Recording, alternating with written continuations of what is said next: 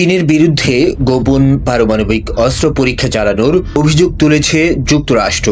ওয়াশিংটনের দাবি, সাম্প্রতিক বছরগুলোতে চীন অন্তত একবার গোপনে পারমাণবিক অস্ত্র পরীক্ষা চালিয়েছে। যদিও বেইজিং আনুষ্ঠানিকভাবে পরীক্ষার উপর স্থগিতাদেশ বজায় রাখার কথা বলছে। জেনেভায় দেওয়া বক্তব্যে যুক্তরাষ্ট্রের এক অস্ত্র নিয়ন্ত্রণ কর্মকর্তা জানান, চীন ভূগর্ভস্থ বিস্ফোরণ গোপন রাখতে বিশেষ কৌশল ব্যবহার করছে। তিনি 2020 সালের জুনে সংঘটিত একটি পরীক্ষার কথাও উল্লেখ করেন। চীন সর্বশেষ 1996 সালে আনুষ্ঠানিকভাবে পারমাণবিক পরীক্ষা চালানোর কথা স্বীকার করেছিল। তবে নতুন এই অভিযোগ তারা সরাসরি অস্বীকার করেছে।